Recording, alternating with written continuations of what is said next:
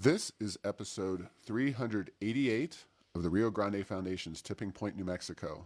I'm Paul Gessing, president of the Rio Grande Foundation, New Mexico's free market think tank.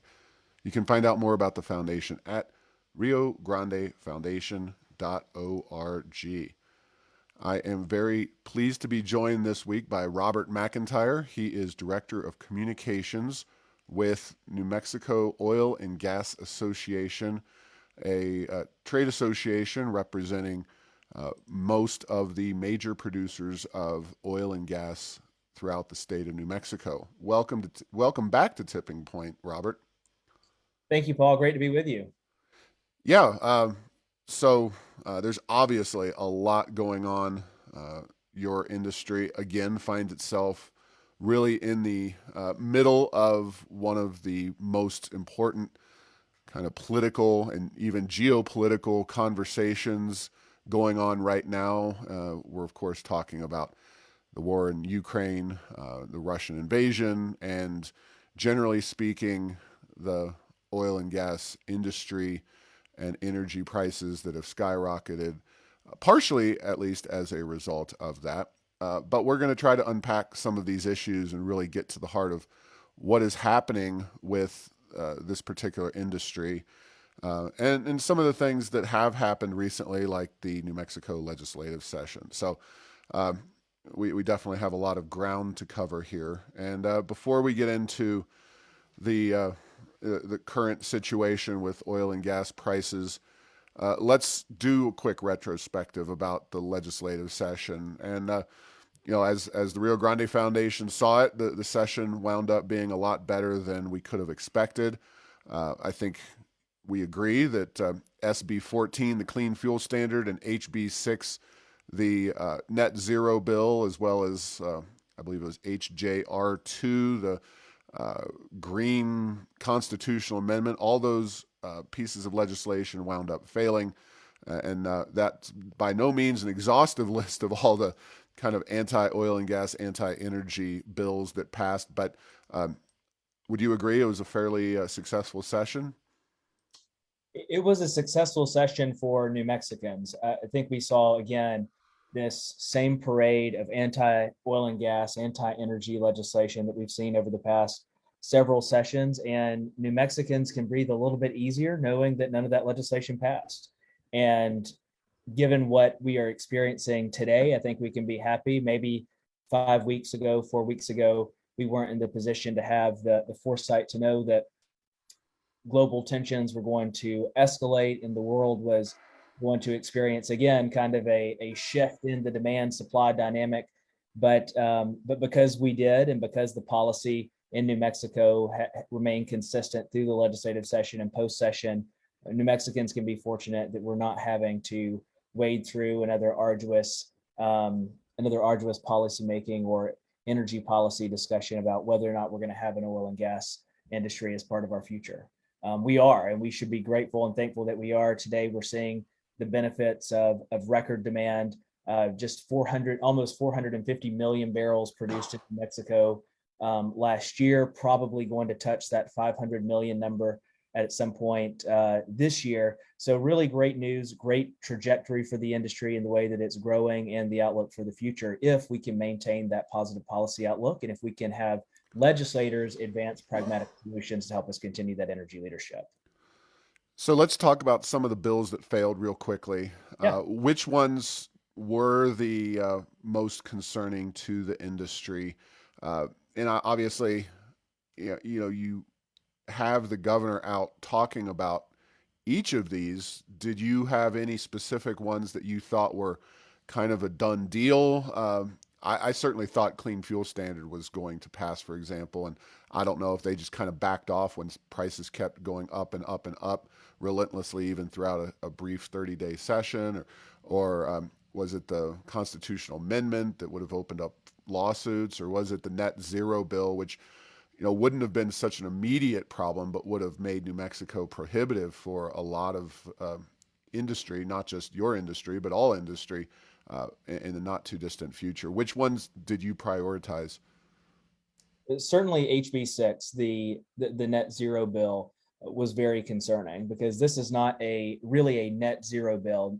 net refers to having some level of plus, some level of minus, and ultimately it evening out to zero. This was more of a pure zero bill and would have had significant ripple effects throughout the economy, our sector included, but others, manufacturing, construction, housing, you name it. Every sector would have been impacted by this legislation. And certainly we have many companies and we have a commitment to reducing emissions. We have many companies who have endorsed net zero plans, but we're doing so with the ambitions to develop and to promote technology that will help us get there. And some of that is a little bit, some of that's a little bit unknown. Some of this is setting a North Star, working toward that objective, recognizing that there's going to be a healthy give and take as we reach both of those points. But this legislation really, for its impact and for the ripples that would have sent throughout the economy, just too much too soon,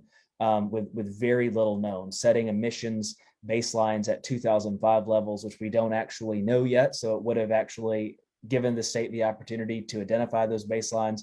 We think it would have been more helpful to have that data ahead of time and really to build on the progress we've made through the methane rulemaking process. NMOGA was an active supporter of reducing methane emissions, of advancing pragmatic solutions through the methane rulemaking process. We've worked very closely with regulators to ensure that whatever was implemented ultimately allowed us to maintain and continue to grow production in this state. But we really felt like the legislation was half baked, at if that, and could have benefited from more thorough stakeholder engagement and a better understanding for how the industry is positioning itself to meet the energy demands of the future. You mentioned some other pieces of legislation. Certainly, the constitutional amendment could have had significant ripples throughout the state. Certainly, the clean fuel standard was a surprise, as you noted. NMOGA was actually neutral on that piece of legislation, so we didn't speak for or against it. But would note that it did get to the House, and many of the concerns that were voiced by those who stood in opposition, those who joined the minority to defeat that legislation, were items that we had raised for consideration. So recognizing that it would actually increase fuel costs for most New Mexicans, putting New Mexico in a market with California to compete for gasoline. I don't know what the latest number or factor figure is, but I think California, as a standalone country, is still one of the world's largest economies, and so would have made New Mexico competitive with California for gasoline. We obviously want to look at ways that we can continue to reduce emissions, but we want to do so in a way that makes energy affordable and accessible to all New Mexicans. And so certainly as we ended the legislative session, as global tensions rose, we saw that there probably were some impacts that many of our most vulnerable citizens were going to face. So we're committed to continuing that work with the legislature and with policymakers to make sure that we can continue those affordable, accessible solutions for everyone, not just for those who live in Santa Fe, Albuquerque, Las Cruces. Now, I know, New Mexico is a relatively small state in its consumption of, you know, oil or gasoline. Is that why you wouldn't have opposed the clean fuel standard, or walk me through that a little bit? I'm not trying to be critical, but to me, Right. that was the most clear and present danger from a legislative perspective. That's the one, it barely didn't pass in 2021. And then they made it a top priority this session coming into it. And it also had, of course, a cap and trade system, as I believe you alluded to, that would have tied us to California. So it just seemed like that was a real danger for New Mexico, New Mexicans. And I realize that consumers and producers are different pots, and that kind of thing. So walk me through, though, just kind of your prioritization process when it came specifically to that bill. Yeah, I think at a basic level, we will the industry will step up to meet the fuel demands of any state and where we operate. Those who have a retail presence. Mm. So for most of the upstream producers, that's not going to be a huge concern. That's going to primarily be something that's a downstream issue or something that people at the retail level are going to face. And so how we how we get that fuel to New Mexico, where it's sourced, that really is a logistical question, not a policy question. Will it cost more to refine it and to bring it in? Yes, that's a reality of the policy. There will be costs that will be passed on to consumers, but ultimately that's a fact of the business, and not a prohibition to the business. We did not feel it was prohibitive to the business. No, fair enough. Now, before we dive into some of the international situation, overall, the industry in New Mexico, you've experienced tremendous growth in recent years in general. The price is very high. I know you're dealing with some things like the methane rule and other rules and regulations from both Washington and the state, but kind of uh, maybe not a SWOT analysis completely, but just talk about the industry in New Mexico. It's obviously spinning off massive quantities of money right now. So give us a diagnosis of the health of the industry right now. Well, the industry continues to grow as we emerge from the pandemic, as more people resume normal life activities. That's going to work, going to school, going on vacation. Demand for our products is continuing to grow, and that's reflected in the price. And so over the past 2 years, what we've seen is immediately after the pandemic hit, about this time in 2020, we saw an imbalance in supply and demand. So demand collapsed, and the world was already experiencing very high, very healthy supplies of petroleum and petroleum products. And that obviously collapsed the market for those products. And we saw that even out as we worked through some of that existing supply over the summer, fall, and winter of 2020 and into 2021.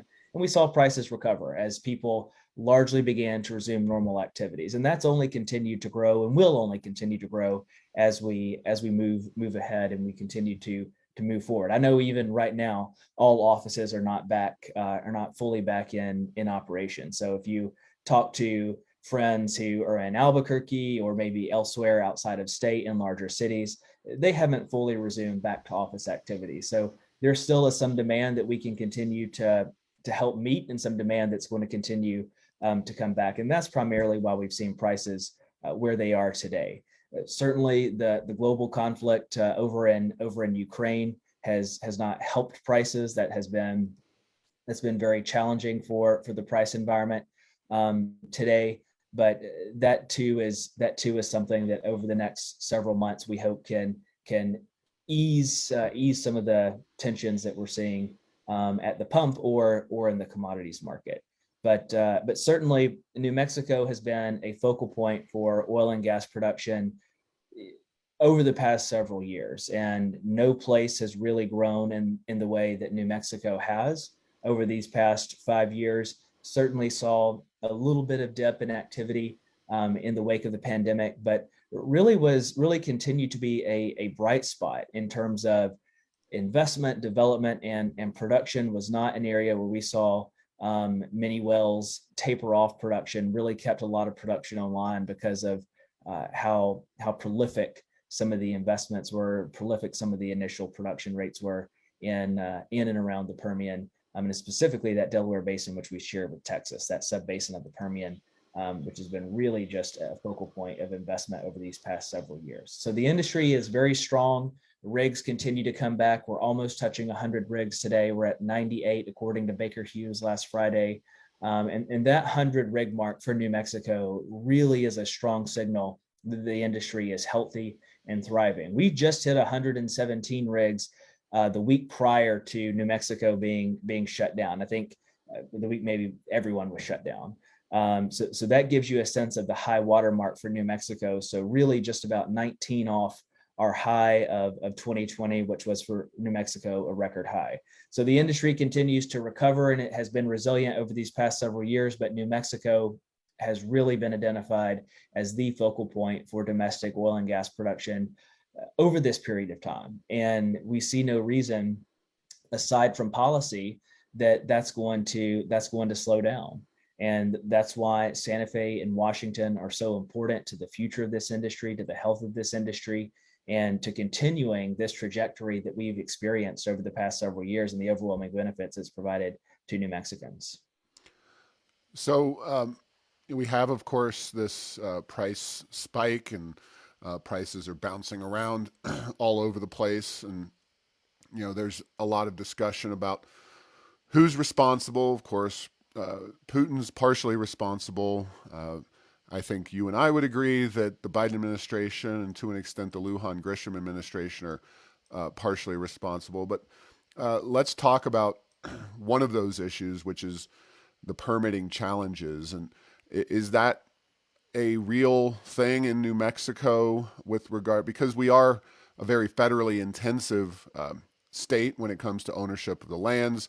We had the Biden moratorium on permits, and now they seem to be doing what I would have thought they would have done all along, which is kind of slow rolling or not permitting without having a formal policy and that kind of thing. So where are we at this point in terms of just the ability for New Mexico to expand its oil and gas production in an era of really high prices and seemingly great opportunity?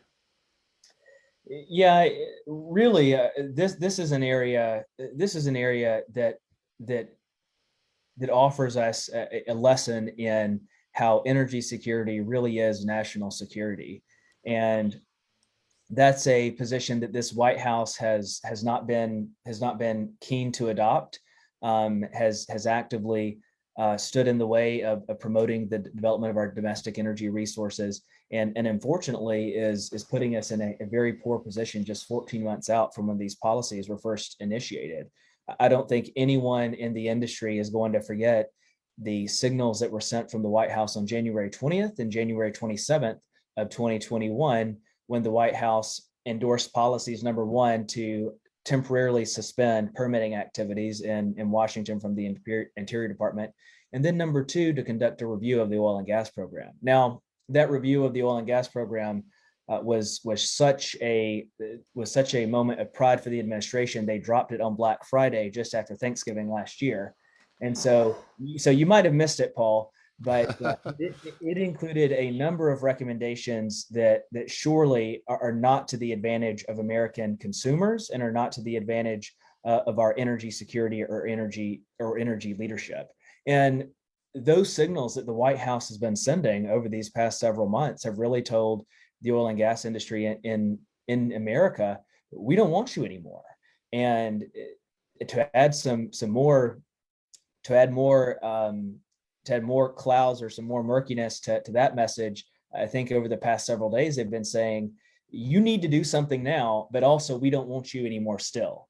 And so I think that this White House is really having a very difficult time articulating a coherent energy policy.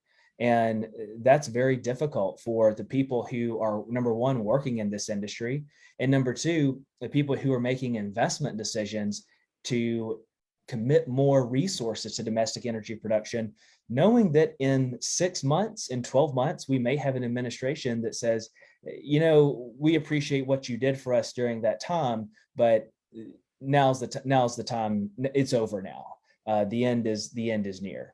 And so this administration has not been clear about what role oil and gas plays in our energy mix today or in the future. I think we'd love to hear the administration articulate a stronger energy policy for our industry and for the future. Today, they have not, and we'd love to hear more from the Interior Department about how they plan to expedite permitting, how they plan to ease the bureaucratic burden of doing business with the federal government. And Paul, you rightly noted, more than half of our oil and gas production takes place on federal lands. We're massively dependent on the federal government for any number of regulatory activities. I mean, I think we've heard this talking point repeated over the past several days, that we have all of these leases that are being unused. That papers over the massive regulatory and permitting failings of this administration, and the need to expedite and to promote domestic energy production, not slow it down. So what we really need to hear the White House and the administration say is that oil and gas does have a future, will have a future in our country's energy mix, number one. And then number two, here's what we're doing on the regulatory side to expedite it, to ensure that these producers can step up to help fill the demands that are being the demand that is needs to be met. And one of the other aspects of this is kind of more complicated even than the permitting issue, which I think you did a very good job of explaining. So thank you for that. But there are a lot of businesses, and you can credit the or discredit the zeitgeist, if you will, kind of the general societal anti-oil and gas mentality that a lot of people have, but then you can throw in the Biden administration. And what I'm getting at is these investors and financial people like BlackRock, which is one of the very biggest, I guess you'd call them some kind of capital fund, venture fund, whatever.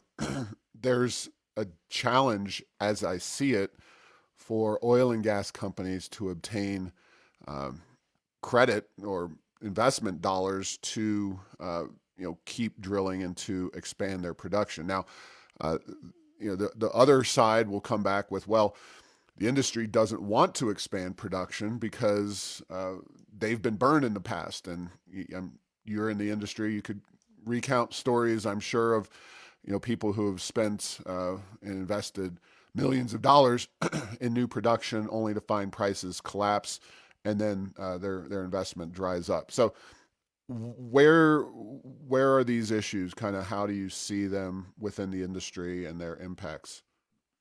Well, I think that this is an industry that's taking incoming fire from all sides, and if we're and you rightly noted the access to capital piece of all of this.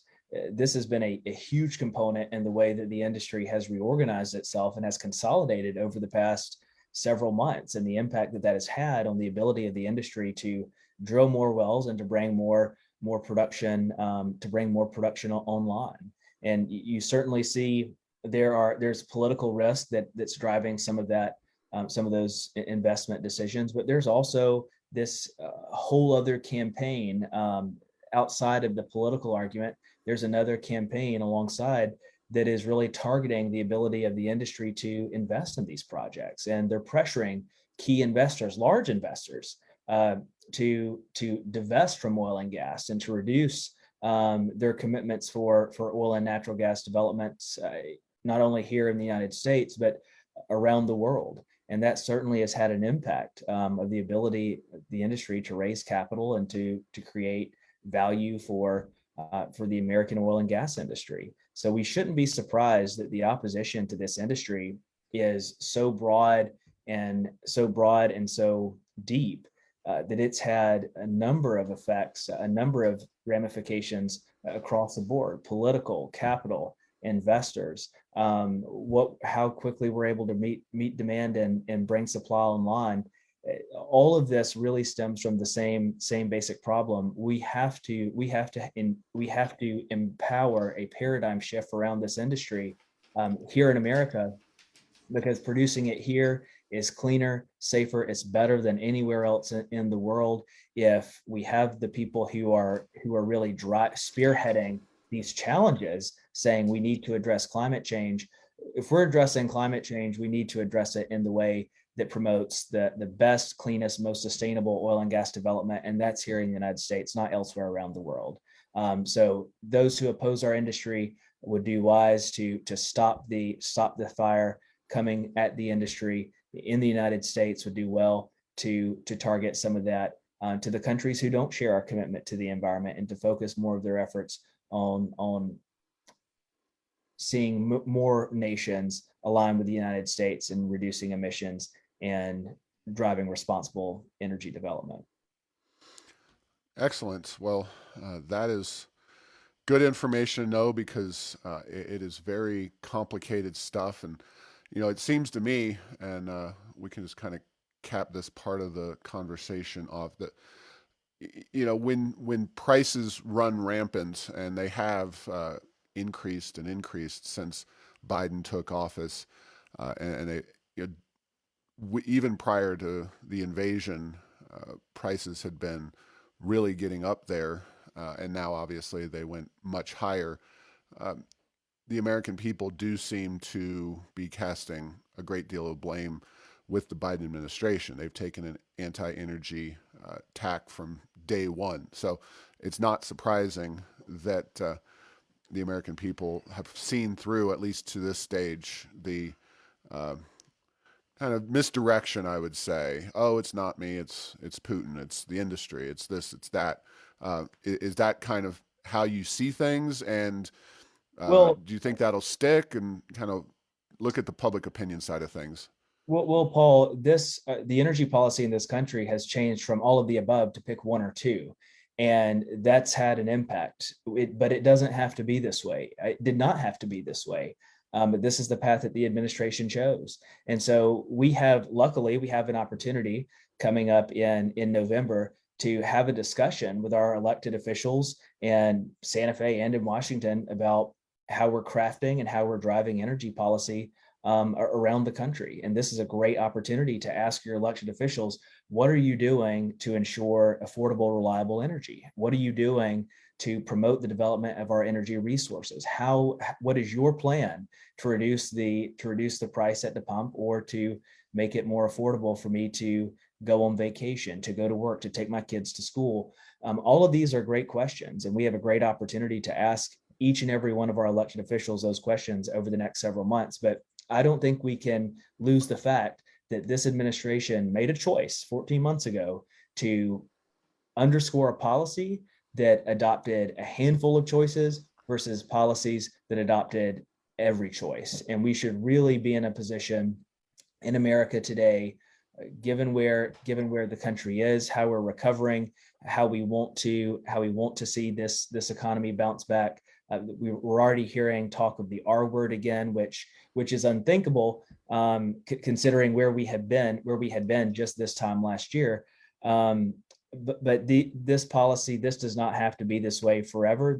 We certainly can change, but it didn't have to be this way 14 months ago, and the administration made a choice that unfortunately is showing out today.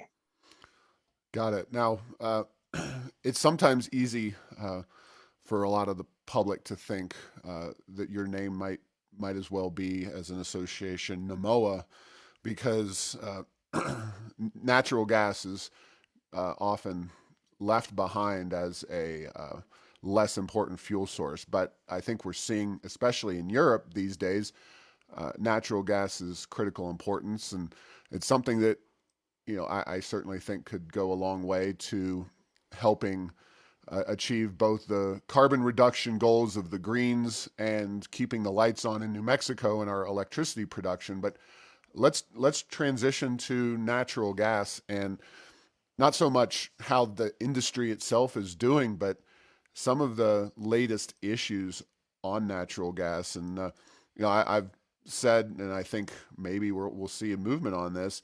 The Biden administration could do a lot for our international security, for the domestic industry, by permitting and expediting natural gas export facilities. Is that something that you see as important to New Mexico? I know we're not on a coast or anything, but talk a little bit about natural gas. Well, it is important, as the United States is the number one producer of natural gas in the world. And we've certainly seen markets that want more American natural gas. Over the past several years, it had been Asia, that was of most interest for LNG exports.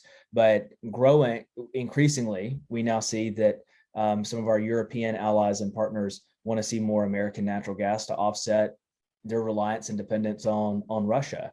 And this, as we mentioned at the top of the program, this is another great point that demonstrates how America can extend its leadership, both from an environmental and energy perspective, around the world, in helping meet lower carbon, lower emission energy demands from countries that want American oil and natural gas and want responsibly sourced gas that comes with a much smaller environmental footprint than we see in other parts of the world. So we know there are markets for American gas. I don't know. I'm not as familiar with where we stand from an export perspective, or where those export Facilities need to be developed. But we do know that the demands for LNG are growing in Asia, and we know certainly in recent weeks that those demands are only going to continue to grow in Europe as some of those countries look to wean themselves off of Russian oil and gas. Yeah, it seems like I don't know, maybe a three-fer in the sense that getting Western Europe away from Russia, from a reliance on energy kind of situation would be a good thing. There's also, China has been buying lots of our natural gas as well, which if they can build natural gas facilities to generate power, that's a heck of a lot better for the environment than going down the route of coal. And then, Right. of course, all this comes down to the U.S. producers. And I've got to assume that, you know, the rising tide will eventually lift all boats, even if it's not New Mexico natural gas being sent all over the globe. It can't hurt for other states to have their product increased and for New Mexico to be a part of that effort. But it just seems like such a win-win-win to me. Well, and certainly you're right to note that some of the focus is probably more on the oil side, maybe because conceptually we can think about a barrel of oil and we say MCF and people think, what's an MCF? And but I will tell you that with oil, we've seen a lot of that associated gas produced alongside prolific oil production in the Permian, and that's given us new opportunities. And so you've seen a lot of the infrastructure that's been developed in southeast New Mexico is going straight from southeast New Mexico to Houston, from southeast New Mexico to Corpus Christi, to points on the Gulf that can really get this gas to be processed and to ultimately be exported. So unquestionably, New Mexico natural gas is having an impact around the world. Yeah. Now, on the, and I don't want to get you in trouble because I know you have to deal with these people, but Martin Heinrich, New Mexico's U.S. Senator, here ostensibly representing a state that is one of the top 10 natural gas producing states in the entire country. If you go on his Twitter feed, which I do on a semi-regular basis, he incessantly talks about how bad natural gas is in particular.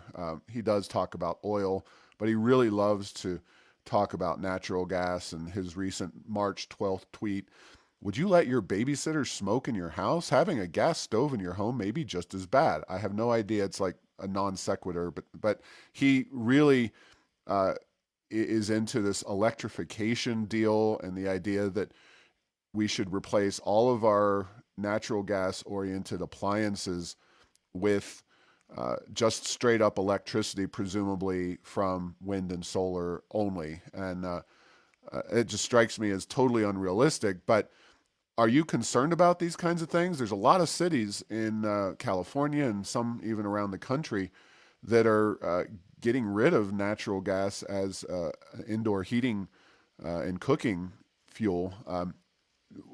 I know it's a little bit on the demand side, like the clean fuel standard in New Mexico, but at some point, these demand reduction laws are going to have a serious impact on the industry.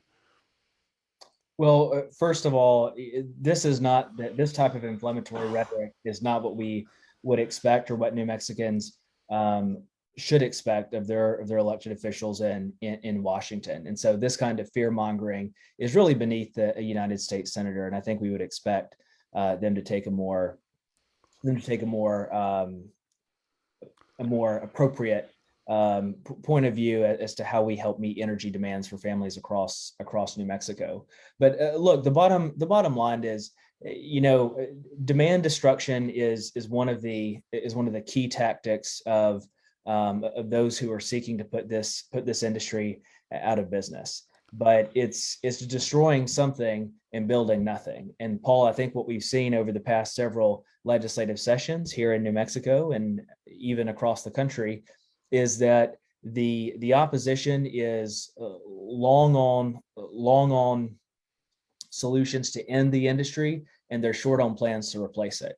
And what we really need is some more pragmatic thinking about how we help meet energy demands that are only going to continue to grow well into the future. And look, more than 75% of New Mexicans have a rely on natural gas in some form or fashion in their home. And it's a little arrogant to me to suggest that it would be we should tell these New Mexicans that they need to go buy a new stove, they need to go replace their heating systems because we're trying to achieve some political objective.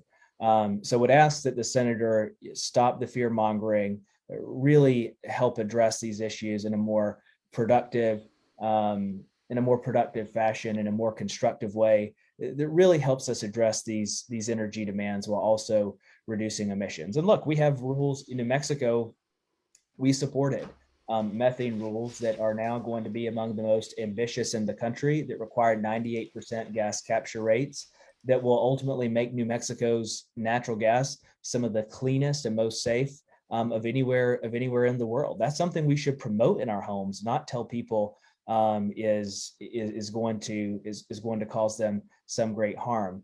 I think Senator Heinrich really got it wrong in this case and really operated beneath his office in sharing this information to the constituents of New Mexico.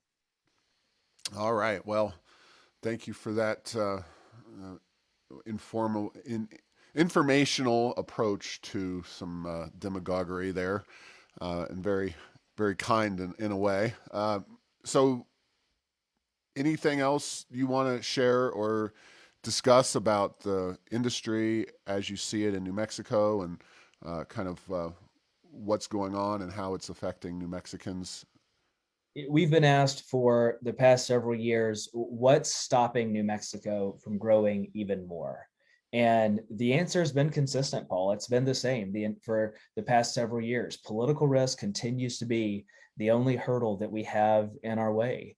And we know we have the technology, we have the resources in New Mexico. If you go back to what USGS said for the southeast corner of the state, billions of barrels of oil, billions of cubic feet of natural gas. We have the resources to develop. We have the technological know-how and experience to do it.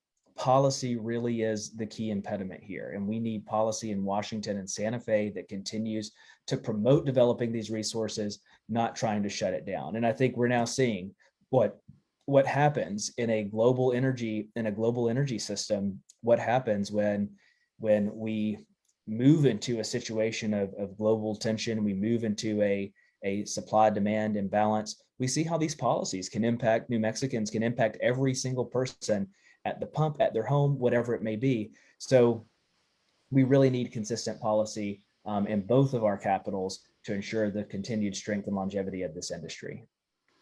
And All that's right. what, and I would ask all of your listeners, ask your elected official today, tomorrow, over the next several months, as we make our way to election day, make your voice heard on energy issues, because we want our elected officials and representatives to really understand that energy is a key and central issue to the success of our state and to the future of New Mexico's economy.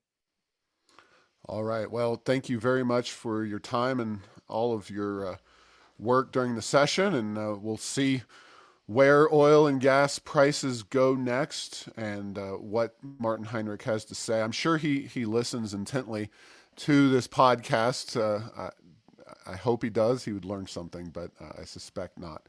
Anyway, thanks for listening to this week's episode. Find all episodes at tippingpointnm.com or at the Rio Grande Foundation's YouTube and Rumble channels. Subscribe to this show at Apple, Stitcher, or have your Google Home play Tipping Point New Mexico. Thanks to Path 3 Marketing for producing this show.